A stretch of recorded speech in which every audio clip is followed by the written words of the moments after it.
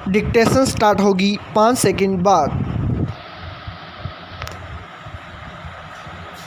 Yes speaker महोदय, मुझे बड़ी प्रसन्नता है कि आज आपके सौजन्य से मुझे खादी और ग्रामोद्योग के बारे में कुछ कहने का अवसर मिल रहा है।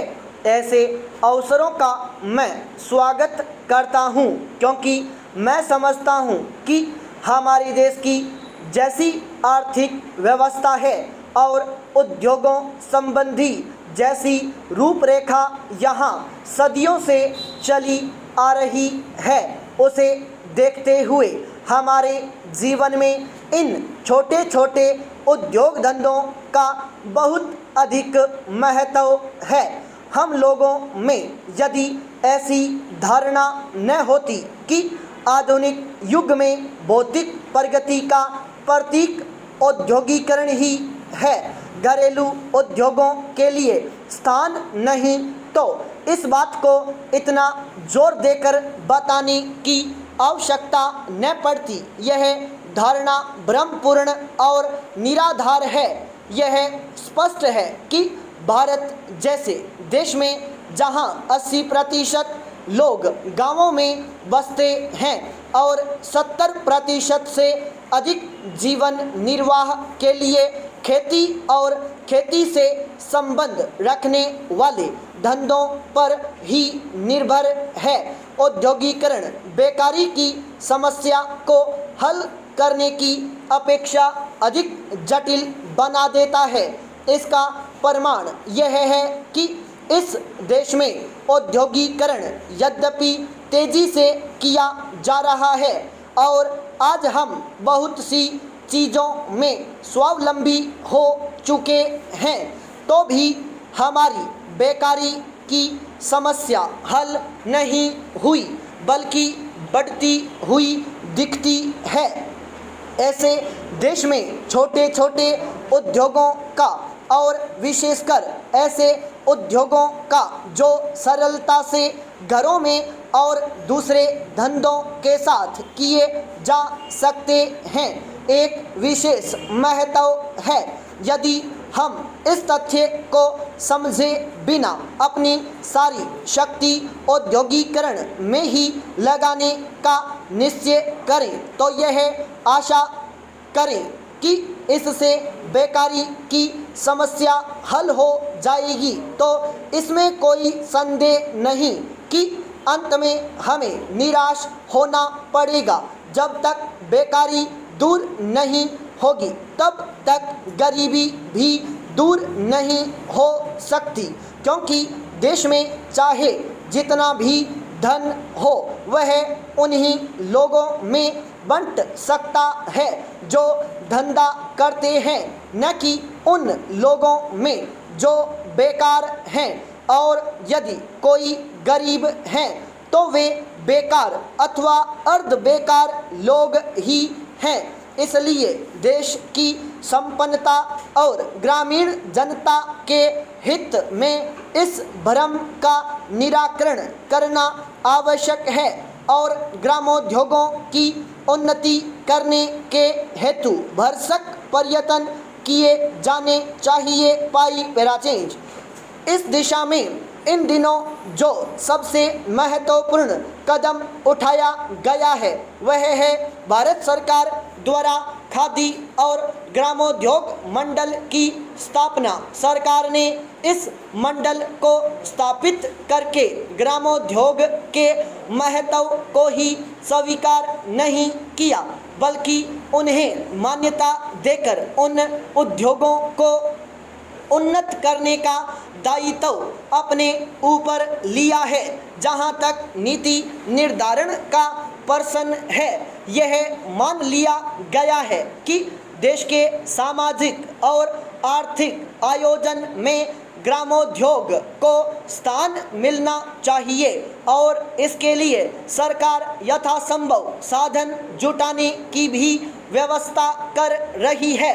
प्रथम पंचवर्षीय योजना के संबंध में मैं अधिक कुछ कहना आवश्यक नहीं समझता। आप लोग जो तो जानते ही हैं कि खादी को उन्नत करने के संबंध में सरकार ने विचार व्यक्त कर दिया है। पाई पैरा चेंज।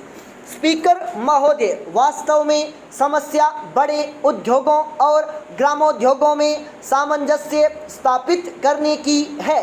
सभी उद्योगों का उद्देश्य उत्पादन बढ़ाना और आर्थिक दृष्टि से देश को समृद्ध करना है। हमें देखना यह है कि इन उद्देश्यों की पूर्ति के लिए भारी उद्योगों और घरेलू धंधों को देश के आर्थिक जीवन में क्या स्थान दिया जाए। मैं मानता हूं कि ग्रामोद्योग तभी पनप सकते हैं जब उनके लिए पूरी सुविधाएं हों और एक विशेष प्रकार का वातावरण पैदा किया जाए।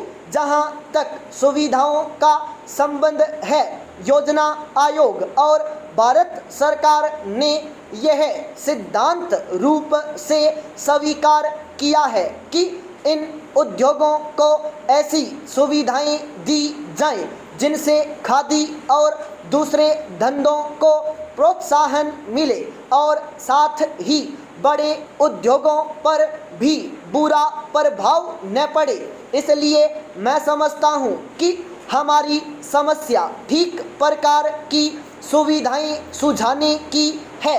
प्रत्यक्ष सहायता के रूप में सरकार ने अभी तक जो कुछ किया है उससे खादी को कुछ न कुछ प्रोत्साहन मिला है। खादी के लिए एक क्षेत्र सुरक्षित कर देने के प्रश्न पर भी विचार किया गया है जिससे खादी और मिल के बने कपड़े के बीच प्रतिस्पर्धा न रहे। मैं समझता हूँ कि केवल खादी के लिए ही नहीं, दूसरे गृह उद्योग भी ऐसे हैं जिनके लिए क्षेत्र सुरक्षित कर देने चाहिए और जिन वस्तुओं का उत्पादन केवल ग्रामोद्योग द्वारा ही हो उनके लिए हर प्रकार के बड़े कारखानों की स्थापना रोक दी जाए और यदि आवश्यक समझा जाए तो कानून का भी सहारा लिया जाए। पाई पैरा चेंज। ग्रामोद्योग को जब तक सरकार की ओर से प्रोत्साहन नहीं मिलेगा और बड़े बड़े कारखानों के साथ उनकी प्रतिस्पर्धा होने दी जाएगी तब तक उनका पनपना असंभव नहीं तो कठिन अवश्य है। आज तो उनको प्रोत्साहन मिलने की अपेक्षा बड़े बड़े कारखानों को माल ढोने के लिए रेल भाड़े की तथा अनेक प्रकार की दूसरी सुविधाएं अधिक मिल रही हैं और ग्रामोद्योग एक एक करके नष्ट होते जा रहे हैं।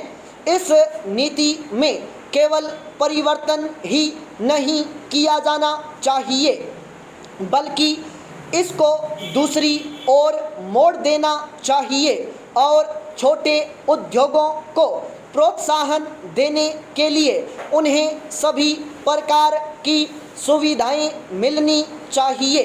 उनके लिए केवल आर्थिक सहायता ही काफ़ी नहीं है। मैं जानता हूं कि सरकार ने बड़े बड़े कारखानों की सहायता के लिए करोड़ों रुपयों की सहायता दी है अथवा उनको बचाने के लिए कर के रूप में जनता पर अरबों का बोझ लादा है। उदाहरण के लिए चीनी को ही लीजिए। चीनी के कारखानों को विदेशी कारखानों से सफल प्रतिस्पर्धा करने के लिए जनता को न मालूम कितने करोड़ रुपए देने पड़े हैं। इसी प्रकार विदेशी लोहे से भी सफल प्रतिस्पर्धा करने के लिए जनता को कितने ही वर्षों तक प्रति वर्ष करोड़ों रुपए देने पड़े हैं। ग्रामोद्योग से जब करोड़ों व्यक्तियों को लाभ पहुंचता है तो कोई कारण नहीं कि उनको उसी प्रकार की और उसी पैमाने पर सहायता क्यों न दी जाए। स्टॉप।